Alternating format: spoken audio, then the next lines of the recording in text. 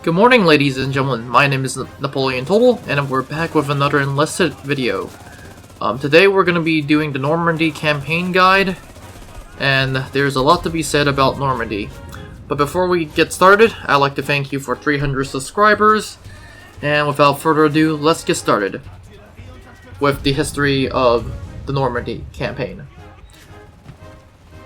Normandy landings was a series of operations and associated airborne operations on Tuesday, June 6, 1944, of the Allied invasion of Normandy, codename Operation Overlord, during also codename Operation Neptune, and is often referred as D-Day. It was the largest seaborne invasion in history, and the operation ended in the liberation of France and laid the foundations for the Allied victory on the Western Front. The amphibious landings were preceded by a massive aerial and naval bombardment and airborne assaults, landing 2,400 American, British, and Canadian airborne troops. Shortly after midnight, Allied troops and armored divisions began landing on the coast of France at 6:30. The target 50-mile stretch of Normandy beach was divided into 5 sectors, of which most of them are infamous now. There are Utah, Omaha, Gold, Juno, and Sword. The man landed under heavy fire from machine gun emplacements overlooking the beach, and the shores were mined and covered with obstacles, including wooden stakes, metal tripods, barbed wire, essentially making the beach hell. Casualties were high, especially on Omaha with its large cliffs. The Allies failed to achieve any goals on the first day. Most of the cities remained in German hands, and Caen, a major objective, was not taken until the 21st of July. Only 2 of the beaches, Gold and Juno, were linked on the first day, and all 5 beachheads were not connected until June the 12th. However, the operation gained a foothold for the Allies to gradually expand over the coming months. German casualties on D-Day were estimated to be 4,000 to 9,000, while the Allies estimated 10,000, of which 4,000 or so were killed and dead. But that is it for the history, a short history, of course, for the Normandy campaign. Let's get on to campaign progression. Like with all our campaigns, we're going to be doing Axis first, and then Allies next. For the level 2, we get something surprising, and that is a tank. We get a Puma, essentially a reconnaissance vehicle, and it's from the 166th Panzer Division. Level 3, we get an engineer squad, which is amazing considering the fact that eventually we can get FG-42s and FG-42-2s. We get the MAZ 36, which is a French weapon. Level 4, we get a BF-110 G2, and essentially we get an attack pilot. Level 5, we get a FNAB 43. Level 6, we get a flamethrower, which is quite interesting considering the fact that it's actually quite usable. Level 7, we get the Gewehr 43. And this gun will be sticking with you until you get the FG-42, so I essentially advise that you take it.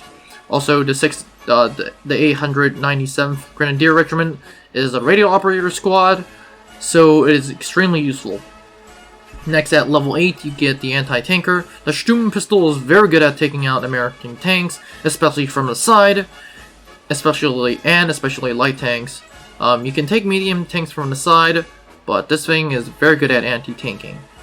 Level 9, you get the MP40, and this thing will stick with you until you get a lot of good stuff. Level 10, you get the Panzer IIIN. Level 11, you get a Beretta Mod 30 with the machine gun squad. Beretta Mod 30 is the exact same Beretta Mod 30 that you see in Tunisia.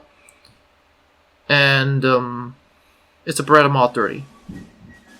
Level 12, you get a BF-109 G6 with attack fighter pilot. Level 13, you get a mortar battalion. Level 14, you get a sniper Gewehr 43. Quite useful, especially in the open maps for the Germans. Level 15, you get the Panzer 4J. 16, you get a Beretta 1918. I would rather just prefer the MP40 over this thing. Level 17, you get a Kar 98K with a grenade launcher. I highly suggest that you don't use this.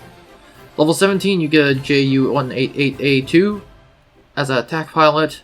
19, you get an MG-34, which is absolutely amazing.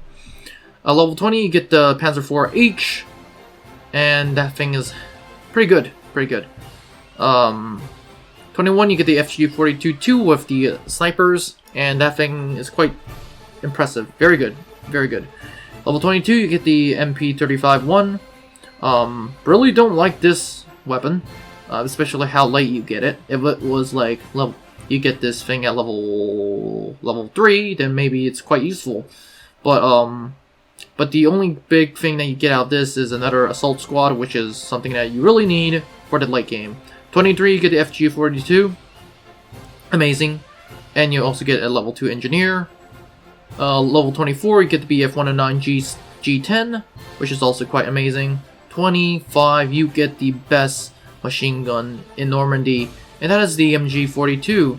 It is impressive, it is amazing, and it is absolutely terrifying. I highly suggest that you use this thing. And you guessed it, it's the exact same MG42 that you find in Berlin. So yeah, it's quite terrifying. Next, we have... My bad. Next we have the ZK-2383. I will not get any SMG except for the MP40 until you move slightly up. At level 27 you get the Focke-Wulf AB, the Focke-Wulf 190, and it's a fighter pilot too. Level 28 you get an upgrade to the flamethrower. Level 29 you get a Beretta M38. This thing is actually amazing. It is pretty good SMG, so you should get it. Level 30 you get a Panzerfaust 60. This is way better than the Sturmpistol, and it can literally take people out very quick. Level 31 you get a Panther A, my bad. And once again, this thing, like Berlin, is really good at taking out infantry. At level 32 you get the big game changer for the assault squad, and I highly suggest that you get this weapon. This is the MP43-1, and essentially what this is a STG. And this thing is absolutely amazing. It can mow down squads without a blink of an eye. This has almost the exact same hit power. Almost has 10 hit power, which means you can gun through squads like nothing is happening. And the only downside, obviously, is only achieved at rank 32. Next we have the... Don't get this weapon. And finally we have the level 34 with the ME412 A1U2. Not bad, not bad. All across the board is not bad, especially after you get past level 21. Before level 21, Germany really tends to suffer, but after level 21, it's just FG-42, another good assault weapon. FG-42 after FG-42 after MG-42, and then yeah, a lot of good weapons after level 21. But yeah, especially after you get to level 32, where you get the STG, essentially. Now let's move on to Allies. The Allies get a Stuart M5A1, nothing to cough at. We get a Lee Enfield Mark IV. It's 10-round magazine. It's a British weapon, which raises the question of what the heck is it doing in Normandy. We get the P38 G1, not bad. Level 5 we already get a semi-automatic rifle, and that's the M1 carbine. Not bad, honestly. Level 6 we get a flamethrower, level 7 we get the M1 Grand. I honestly don't like the M1 Grand, but if you're an M1 Grand fan, get it. It is essentially a German version of the Gewehr 43. Level 8 we get the Piat, which is, if not, it's like the Sturmpistol. That's my best explanation. The Grease gun at level 9 is pretty good. Level 10 we have the Scott M8 Scott, not bad at all. Level 11 we have the Bren gun. Another question is, why do we have a Bren gun for the Americans? Level 12 we have a P51. Level 13 we have a 2-inch mortar. Level 14 we have a Springfield with a sniper. Level 15 we have Sherman. Level 16 we have Winchester 1912, a shotgun essentially. Level 17 we have an M1 carbine with a grenade thrower. This is actually way better than the Kar 98K because it has an M1 carbine. Level 18 you get the A20. Level 19, you get a Browning BAR. This thing is amazing. 20, Jumbo, a Sherman Jumbo, obviously. 21, you get a Sniper M1 Grand. Not bad, honestly. With the scope, it's not bad. 22, I don't get it. I don't get it. Why do we have a Sten Mark II? It's a British weapon. Why is it in Normandy? 23, we have an M2 carbine. The M2 carbine is actually not bad. I'm just gonna put it out there. It's actually pretty good.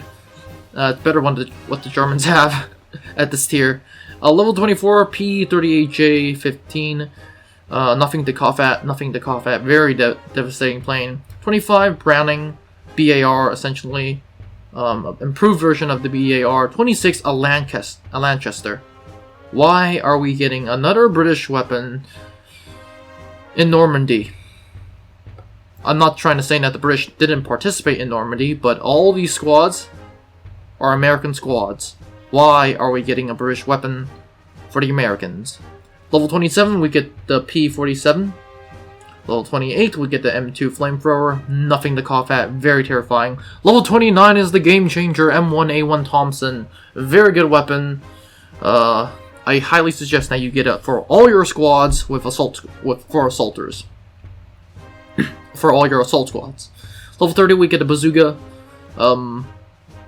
Honestly, not the best, but it still works. It still works. Level 31, we got a Wolverine with an M10 GMC. Level 32, we get an M1 Thompson. No surprise right there. Honestly, you already got an M1 Thompson. Level 33, we get an M1 Grand with grenade launcher. Honestly, I don't care about the grenade launcher. You might as well just stay safe and get the M2 carbine. Yeah, that thing is amazing. It can go, if I'm not correct, it can go fully automatic and semi-automatic. Yep. So that is amazing. Where were we? Oh yes. Level 34, we get the P51. That's it for the Allies and Axis. Let's get on to the logistics and the weapons. We are now here with the weapons. We're going to be doing Axis first, Allies next, and let's just get into it. In terms of rifles, the Germans have the lower end. The Americans have way better rifles. The Gewehr 43 is a must, especially if you're going up against M1 Grands. But after level 21, like I said, they get a lot of good stuff. FG42 2 already off the bat. Then we have a FG42, which is, if not amazing, is better. It's just as good. And then finally we have, well, actually no, this is terrible. Yeah, that's that. In terms of assault weapons, everything up until the MP40 is bad. Everything beyond the MP40, except for until the Beretta M38, is quite bad. The notable exception is maybe the MP35-1. It's not bad, except for the fact that you receive it at level 22, so that you might as well just use the MP40 at that point. Beretta M38, 40, pretty good weapon, not gonna lie, very good. But that is gonna get instantly overshadowed by the MP43-1. This thing is essentially one of the best weapons. Actually, no, it is the best weapon in the game. As of right now. Maybe you can contend with the NKB-42 in Moscow, but this is just as insane. So yeah, get this. And this is available for assaulters, so you don't have to put an STG on your sniper squads, like we have to in Moscow. So in terms of the assault advantage, the SMG advantage, Germany really does well at the late game. Like, at the end of the road. In terms of heavy weapons, Germany does once again very well with its machine guns. What do you call it? Anti-tank weapons are also up there. This is way better than Bazooka, by the way. Panzerfaust. Very terrifying. It's the exact same Panzerfaust that we find in Berlin. So be careful of what is going to happen to you. In terms of, tanks, well, in terms of tanks, Germany also has a pretty good advantage with the Panzer A. Very terrifying, and yeah, In terms of planes, exact same thing, a level progression, stuff like that. Now let's move on to the Allies. Their weapons, their rifles are way better than the Germans. They get the Lee Enfield up until level 3 is pretty good, but honestly, if you want to use bolt action rifles, the Lee Enfield is to go. I wouldn't get the Springfield. I hate the sights on the Springfield, but that's just me, personal level. M1 Carbine is very interesting. M1 Garand is pretty good. Until you get to the M2 Carbine, everything above this is essentially useless. The second you get the... well, actually no. Until you get to the M2 Carbine, the M1 Garand is the go-to. After you get the M2 Carbine, get the M2 Carbine, and you will be rocking every battle. This thing can go fully automatic... One second. This thing can go fully automatic, semi-automatic, 30-round magazine. That is on the level of assault squads. And essentially, it's the American version of a semi-automatic rifle / SMG. And not to mention the fact that it has 7.3 hit power. One second, wrong one. It has 7.3 hit power. In terms of assault weapons, the Americans also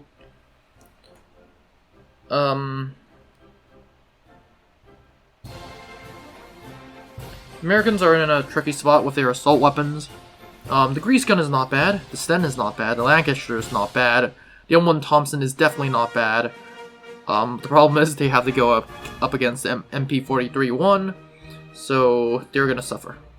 In terms of light machine guns, heavy machine guns, I would say the Germans have the edge. The American Piat is not bad, but the M1 Bazooka is terrible. I wouldn't highly suggest that you get it. The BAR is not bad, although it doesn't perform its role as a light machine gun, it more like performs its role as a semi-automatic rifle / fully automatic rifle / an assault weapon. That said, the M2 Flamethrower is not bad, but that's that. By the way. And in terms of tanks,